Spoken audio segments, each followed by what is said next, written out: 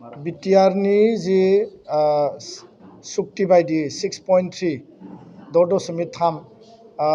जिखिनि जोंहा भेन्सार इन्स्टिटिउसन दङ LP2 कलेज बे भेन्सार इन्स्टिटिउसनफोरखौ प्रभिन्सियेलाइज खालामनायनि बेयाव दफा दङ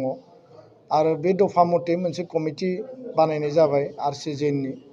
दा 7 बोसोर बारलांबाय बे कमिटिया माने खोब प्रपारलि बियो हाबाफारिखौ मावनो हायाखै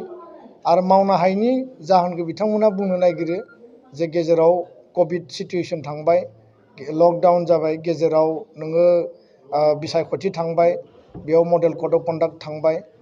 दा दुलाराय बर' फरायसा आफादा सिगनेटरि अर्गेनाइजेसन हिसाबै जोङो कमिटिखौबो जोङो प्रेसार होगासिनो दङ मिटिङा जायाखै नङा खेबनै जालांबाय कमिटिजों थांनाय समाव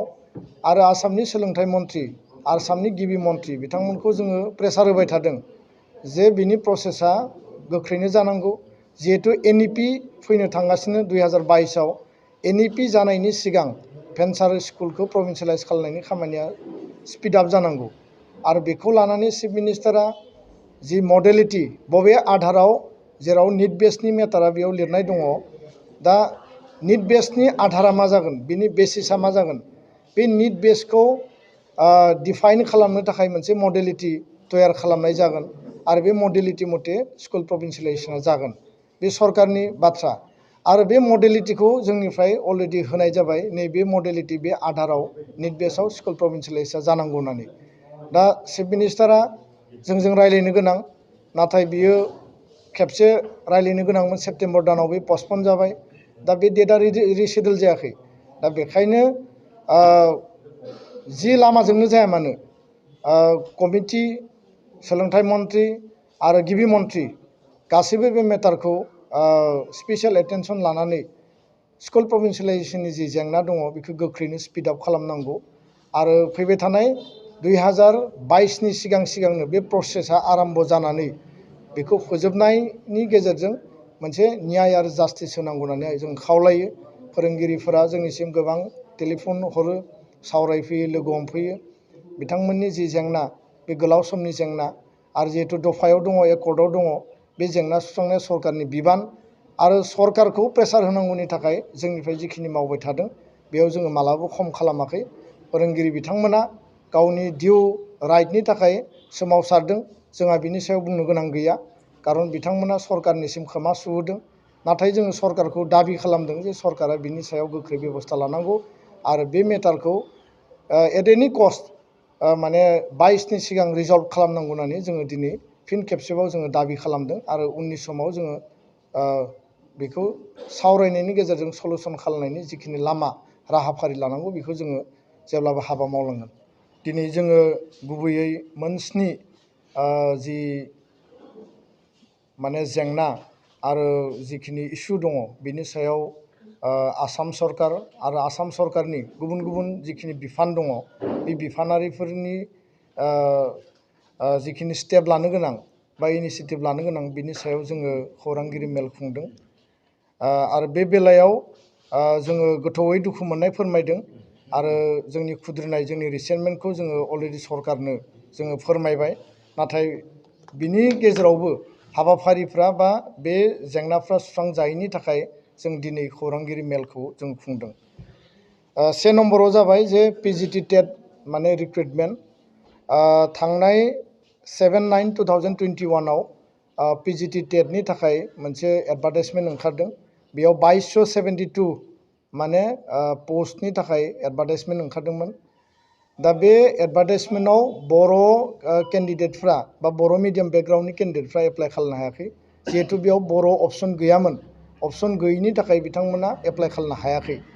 आरो बे मेटारखौ लानानै जों आसामनि सोलोंथाइ मन्थ्रि डक्टर रनज पेगु आसामनि चिफ मिनिस्टारनिसिम जोङो मेटारखौ कनभे खालामदों आरो जोङो डिमान्ड खालामदों जे बेयाव बर' केन्डिडेटफ्रा बन्सित जानो मोना दा बे समाव आसामनि गिबि मन्थ्रि बिथाङा जोंनो एसुरेन्स होदोंमोन जे एबसु आरो थुनलाइ आफादजों सावरायनानै प्राय 400 पस्ट माने बर'नि थाखाय क्रिएट खालामगोन आरो 40टा जिखिनि हाई स्कुल आरो हायर सेकेन्डारि बेखौ बर' मिडियामाव आपग्रेड खालामगोन होननानै किन्तु बे हाबाफारिया दिनैसिमबो जाफुङाखै 2 नम्बराव जाबाय जे आसामाव 4 लेंगुवेज फर्मुला इमप्लिमेन्ट खालामनो नागिरदों नाथाय जोङो दाबि होदों जे 3 लेंगुवेज फर्मुला जानांगौ होननानै जिहेतु अल इन्डिया 3 लेंगुवेज फर्मुला सोलिगासिनो दङ बिमानि राव बर' बा असमिया इंराजि आरो राष्ट्र भाषा हिन्दी नाथाय आसामाव मोनसे 18 डिसेम्बर 2019 आव मोनसे गभर्नर नटिफिकेशन ओंखारदों बेयाव लिरनाय दङ जे असमिया मिडियामनि थाखाय असमिया बिनि उनाव इंराजि बिनि उनाव 50 हिन्दी आरो 50 आदार्स बर' बा कार्बि राभा गुबुन और 100% एसामिस दैट मीन्स बिसोरो माने 50 + 50 खौ फरायाबा 100% एसामिस फरायनो हागोन माने एसामिस इंलिश आरो एसामिसखौनो फरायनो हागोन नैथियाव जाहैबाय बेंगली मिडियामनि थाखाय खालामदों बेंगली इंलिश आरो 50 हिन्दी + 50 आदार्स माने आसामनि लैंग्वेज और 100% एसामिस खालामनानै बेयाव होदों 3 नम्बराव जाहैबाय बर' मिडियामनि थाखाय बेयाव होदों बर' बिनि उनाव इंलिश 50 हिन्दी 50 माने एसामिस बा गुबुन भाषा आरो और माने 100% एसामिस दा एसामिस मिडियामनि स्टुडेन्टनि बेकग्राउन्डआ बिसोरो एसामिस बा हिन्दीखौनो फरायनानै माने सोलोंथाइ लानो हागोन किन्तु बर' मिडियाम बेंगली मिडियामनि थाखाय 4 लेंगुवेज फर्मुलानि बार्डेन फैदों दा जोंनि स्टुडेन्टफ्रा साइन्स एन्ड टेक्न'लजि जोंनि स्टुडेन्टफ्रा माने डिजिटेल स्किलनि बे जुगाव गावबा गावनि केरियार गावबा गावनि भबिष्यतखौ दानांगौ बेबायदियाव लेंगुवेज बार्डेन होनायखौ जों लुबैया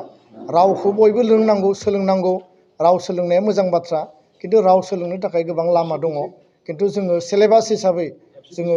माने राव सोलोंनायखौ जोङो लुबैयाखै आरो बिनिखायनो जोङो बे 4 लेंगुवेज फर्मुलाखौ जों अपोज खालामो 3 नम्बराव जाबाय निपुन भारत 7/10/2021 नि मोनसे एडभार्टाइजमेन्ट अक्ट'बर मासनि बेयाव फाउन्डेशनेल लिटारेसि एन्ड न्यूमारेसि बे गभर्नमेन्ट अफ इन्डियानि मोनसे मिनिस्ट्रि अफ एजुकेशननि नेशनेल इनिशिएटिभ आरो बेयाव आसामाव समग्र शिक्षा बिनि मिशन डाइरेक्टरा मोनसे एडभार्टाइजमेन्ट होदों स्टेट लेभेलनि कनसालटेन्ट डिस्ट्रिक्ट लेभेल कनसालटेन्ट आरो गुबुन पोस्ट आरो बेयाव कम्पालसरि खालामदों जे माने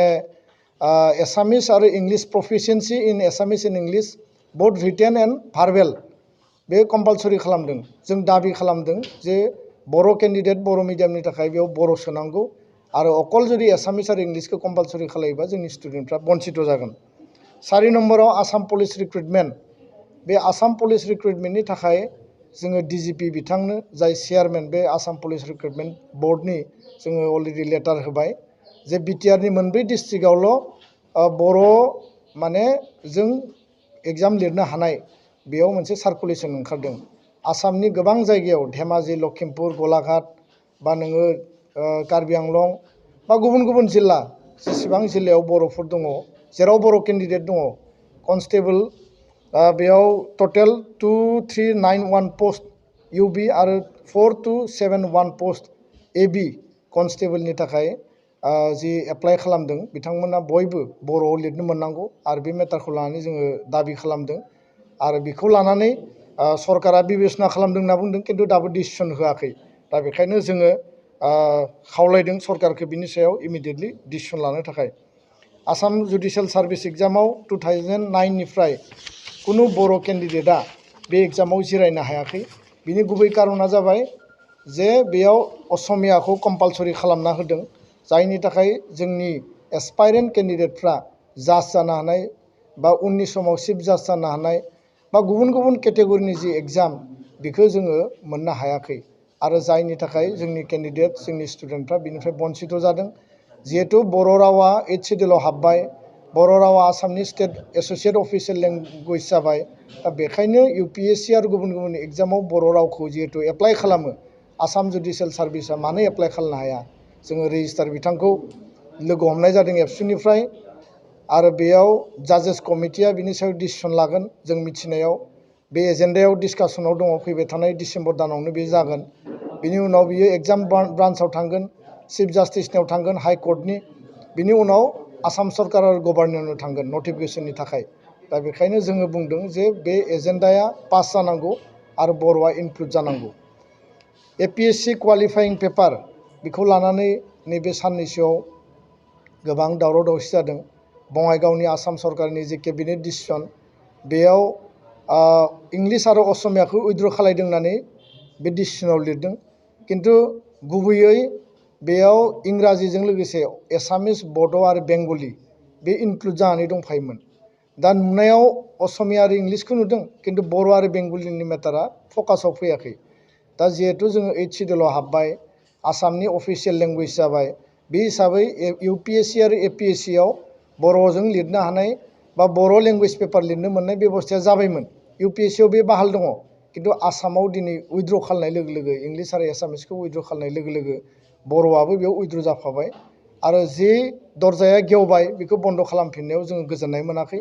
दा बेखायनो UPSC नि बायदि APSC आवबो बेखौ बाहाल लाखिनांगौ, जों बेखौ सरकारनिसिम दाबि लाखिदों। मेडिकेल एडमिसनखौ लानानै जोङो मोनसे खेलिमेलि नुदों जे 9 माने नन बनाफाइड केटेगरिनि स्टुडेन्टआ ST रिजार्भेसन लिस्टनि खथायाव जोङो माने बे लिस्टआव फैनायखौ नुदों